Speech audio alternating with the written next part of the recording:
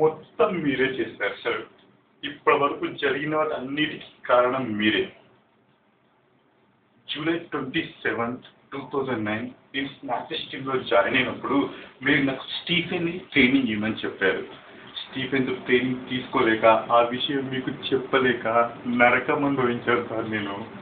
అలా 3 months నేను US చేసిన తర్వాత మీరు నన్ను పిలిపించి యూకే చేయమన్నారు. యూకే జాబ్స్ నేను యూఎస్ చేస్తున్నాను. సడన్గా మీరు యూకే చేయమంటే కంట్రీ చేంజ్ చేయడం నాకు ఇష్టం లేకున్నా మీకోసం నేను ఆ రోజు యూకే చేశాను సార్. 8 months నేను యూకే చేసిన తర్వాత మళ్ళీ నన్ను మీరు పిలిచి చాట్కి వెళ్ళమని చెప్పారు సార్. ఎందుకంటే సార్ చాట్ కంప్లీట్లీ నైట్ షిఫ్ట్ సార్. మీరు సడన్గా చెప్పగానే నాకు గట్టిగా అరిసి వెళ్ళమని చెప్దాం అనుకున్నాను, కానీ ఆఫీస్ అయిపోయింది, అవ్వలేకపోయాను సార్ నేను ఆ రోజు. సార్ మీకు విషయం తెలుసా, చాట్ కంప్లీట్లీ నైట్ సార్. ఈ డేలో ఉన్న చిన్ని చిన్ని సంతోషాలు ఎన్నో మీకోసం నేను కోల్పోయాను సార్. సార్ ఈ నైట్ షిఫ్ట్లో ఇంకో ప్రాబ్లం ఏంటంటే ఒక్కొక్కసారి డేలో ఇంటికి వెళ్ళిన తర్వాత సరిగ్గా నిద్ర పట్టదు. మళ్ళీ నెక్స్ట్ డే ఆఫీస్కి వస్తాం.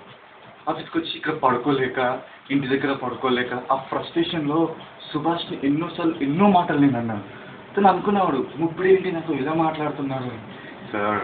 2 years ఫ్రెండ్షిప్ చేసిన సుభాష్కి నేను అర్థం కాలేదు సార్. నిన్న మొన్న జాయిన్ అయిన కొత్త ఏజెంట్స్కి నేను ఏమర్థమవుతాను సార్. సార్ మీకు విషయం తెలుసా, మీరు లాస్ట్ ఇయర్ నాకు అప్రైజల్ ఇచ్చినప్పుడు నాకు మ్యారేజ్ ప్రపోజల్ లేదు సార్. బట్ దిస్ ఇయర్ నాకు మ్యారేజ్ ప్రపోజల్ ఉంది సార్. ఆ అమ్మాయికి మ్యారేజ్ అయిన తర్వాత ఏదో ఒక రోజు తెలుస్తుంది కదా సార్ నా ఇంక్రిమెంట్ ఎంత వచ్చిందో. సార్ మీరు ఇచ్చే శాలరీ తోటి ఎలా సార్ నేను ఫ్యామిలీని పోషించుకునేది. సార్ ఈ 2.5 yearsలో మిమ్మల్ని నేను గెలిపించడానికి ప్రతిరోజు నేను ఓడిపోయాను సార్.